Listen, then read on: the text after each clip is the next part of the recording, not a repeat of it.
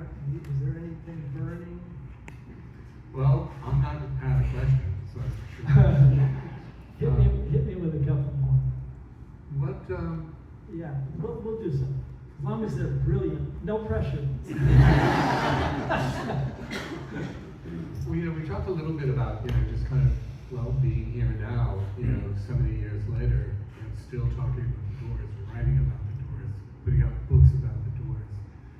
Was there a moment when you realized, again, that this music was going to be lasting? I'm sure, obviously, you had tremendous belief in it and great desires for it, but the idea that, kind of generation after generation kind of rediscovers the Doors and, goes through that experience, it's almost like a rite of passage for people who are, interested in this music. Did you have any sense at all that your music would play that role? Jim said his parents were deceased in his original bio, and they weren't. Boy, that's cutting the umbilical cord, huh?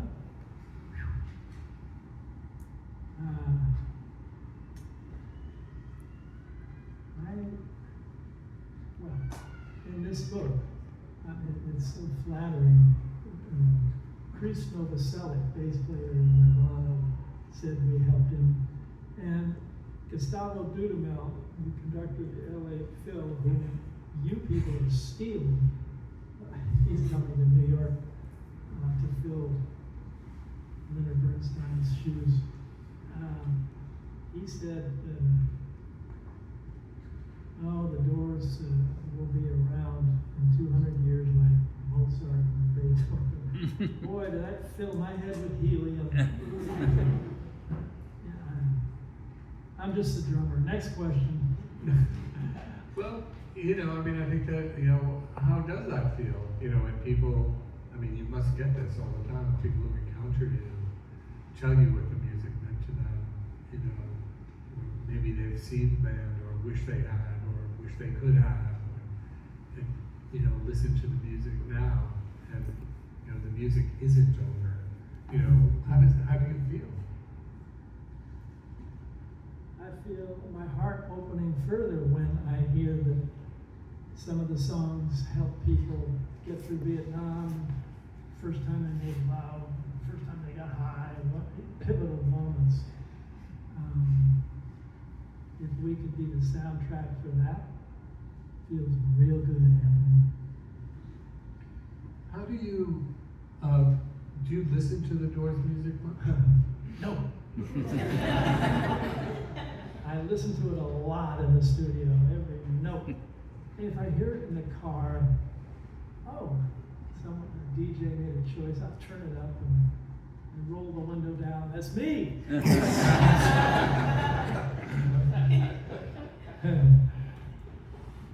All right?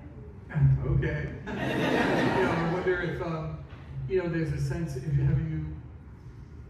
does your sense about what you did at any particular moment, kind of rise or fall in your estimation, or, God, I maybe didn't really understand at the time, what this particular song, or particular album or something meant, or I felt this way about it, now I feel that way about it.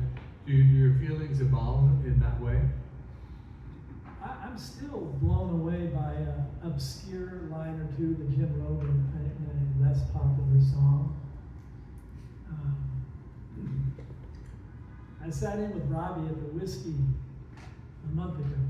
He's playing the Whiskey every week or month. And he's doing one album each time in perfect, the way it's ordered and everything. And I told him I cannot do Break On Through anymore. I don't have the chops,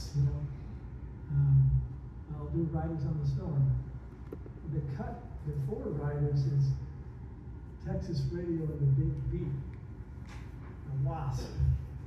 Oh my God. Really difficult. I instead of playing the groove, like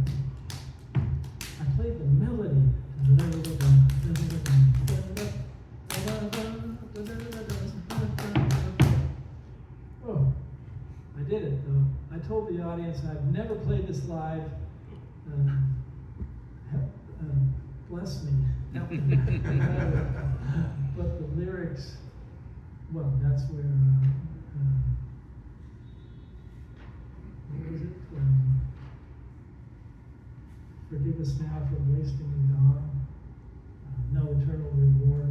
Whoa, what a beautiful line. Not that we were up at night.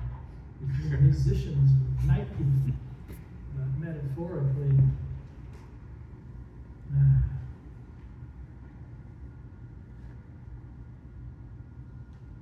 Let's reinvent the gospel. Celebrate symbols from deep elder forests.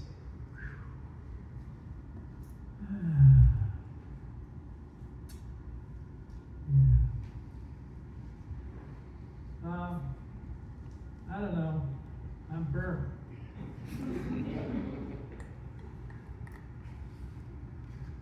Well, finally, I guess, what would you like people to know about the Doors? I mean, obviously, you're still writing books. Your sense about things that still need to be put out there is still alive within you. You know, here is an anthology. A full-on oral history of the Doors. From everybody who's alive, and also various other characters, notable figures, and also archival stuff. Yeah, but that there's still a story that needs to be told, still things that you think people need to know, or that you would like them to know about that music and your experience making it. If you could maybe distill that a little bit, what is that? What do you want people to take away from the Doors? Whatever you can.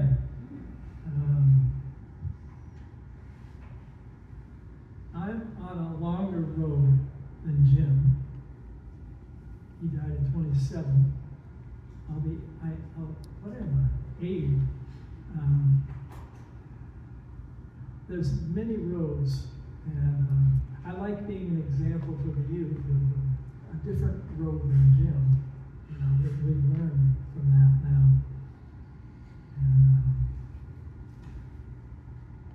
And also, we've learned that we don't have to hate our parents. This was a time when we were lied to about the Vietnam War. We didn't trust our parents at all. And new rockers have families, and it's sweet.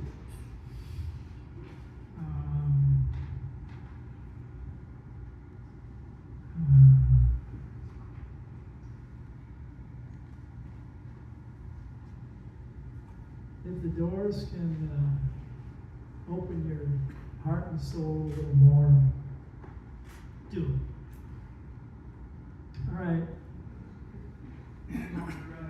Yeah, your brilliant question.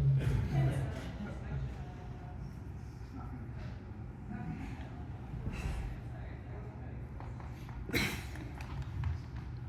was just wondering, what was the deal with the Butts band?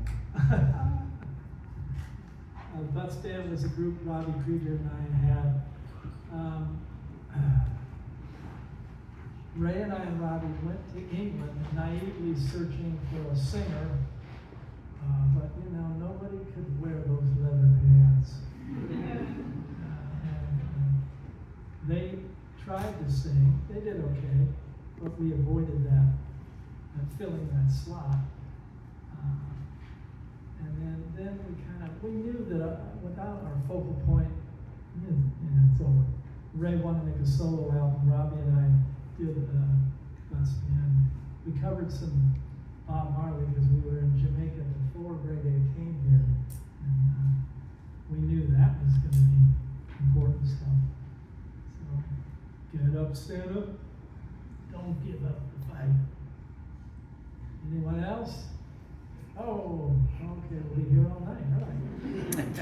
what music were you listening to, what music were you listening to or was influencing you when you were working on the Doors' first album or before that, growing up? I was a jazz snob. I was aware of Elvis and Little Richard and the roots of rock and roll, but I kind of condescended a bit because I saw Coltrane and Art Blakey and Miles Davis and all of them live. Then the Mop Tops came along. Wow. What are they, gay? What is this? The hair? See, now but they had great melodies, and oh my God, that's cool. So I got very fed by jazz and blues and classical. You know, I was watching Questlove, the drummer in the Roots. He has a documentary on Sly Stone that just passed. And it was really interesting watching the drummer in the early days, just kind of working it out. And then he got really good. And Sly wanted a band with white guys, black guys, women. He had a global village ahead of the curve. There's a teaching.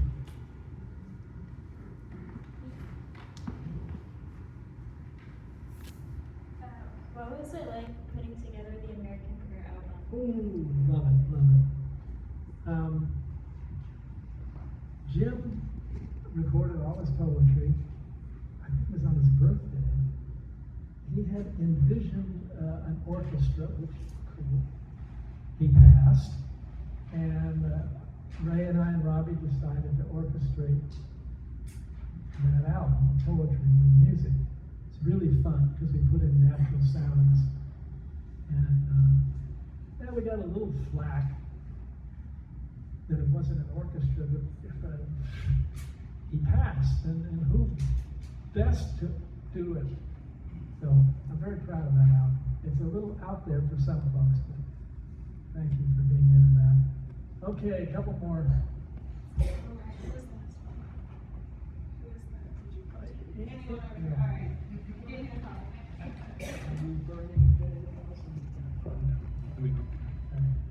Hi. I just wanted to start by saying thank you.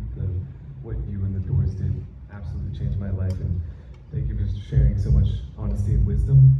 I guess my question is, after recording the first record, how do you feel that you and the rest of the band maintained your authenticity while experimenting sonically and being influenced by different inspirations? Okay. Glad we ruined your life. Good. Sonically. When we met, we were experimenting with then legal psychedelics. And when cocaine came in, even Jim was like, isn't that a hard drug like heroin? He went for alcohol, the legal one. But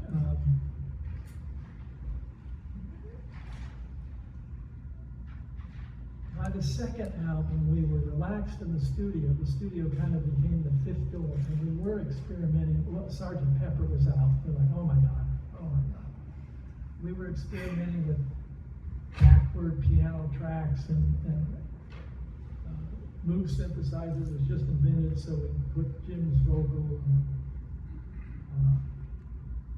Strange Days Have Found Us, Strange Days Have Tracked Us Down. They're going to destroy our casual joys. We shall go on playing or find a new town. Yeah. So we had that weird echo, weird. It's fun. You know, by Soft Parade, Ray and I talked about jazz, and we wanted to do horns and strings. We got a bunch of shit for changing our sound, but Touch Me was number one. And that wouldn't have gotten us back to the last two albums, Morrison Hotel and LA Woman, which were blues-based, just like when we started in the garage. So that was the arc. Okay, one more brilliant one. Oh, God. Maybe out there. Okay, we'll go here. What was your favorite album to work on? I would say the first album and the last album are my faves. They're kind of like bookends, you know. We were learning how to make records, and then the last one we produced ourselves with Bruce Botnick, the engineer, and he said, "John, you know a good drum sound." It took only 20 minutes to get the drum sound, for example, whereas dear Paul Rothschild, who taught us how to make records, got a little dictatorial, and we do 50 takes on Unknown Soldier over the top. So, yeah, it's really cool. Jack Holzman, who signed us to Elektra, he put a billboard up on Sunset Boulevard. They never had billboards for music before that. And I remember an interviewer saying, why are you doing, what is this? You can't hear a billboard, what is this for? And then after Jim died, he left the billboard for LA Woman up, which was across from where the first one was. Kind of like bookends to the road to Laurel Canyon, where we all live. And so they're kind of, they contain the whole Doors art inside. And I'm gonna do signing now, thanks.